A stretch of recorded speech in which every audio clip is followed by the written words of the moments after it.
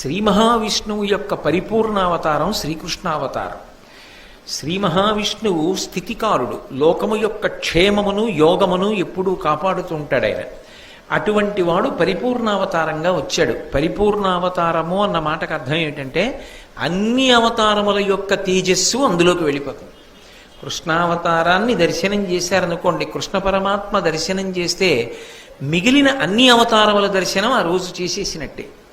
అలా అంత శక్తి కలిగిన అవతారం ఏది ఉంటుందో దాన్ని పరిపూర్ణావతారం అంటారు.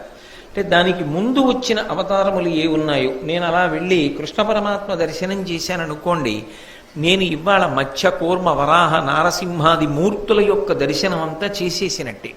ఎందుకంటే ఆయా అవతారముల యొక్క తేజస్సు అంతా కూడా ఎందులోకి ఉపసంహారం అవుతుంది అంటే శ్రీకృష్ణ పరమాత్మ యొక్క రూపంలోకి ఉపసంహారం అయిపోతుంది. అలా పరిపూర్ణావతారము అంటారు. అటువంటి పరిపూర్ణావతారంగా విష్ణువే భూమి మీద శ్రీకృష్ణుడిగా తిరుగుతున్నాడు. ఆ శ్రీకృష్ణుడు అర్జునుడికి చెలికాడు, అర్జునుడికి సంరక్షకుడు. అంటే దాన్ని బట్టి ఏమర్థం అవుతోంది? ధర్మ సంస్థాపనార్థం అవతరించినటువంటి మహాపురుషులు వాళ్ళిద్దరు. ఒకడు ధర్మాన్ని రక్షించడానికి భగవంతుడే వచ్చాడు, ఆయనకి చెలికాడిగా నరుడైనటువంటి అర్జునుడు వచ్చాడు. ఆయన ధర్మ Download ShareChat.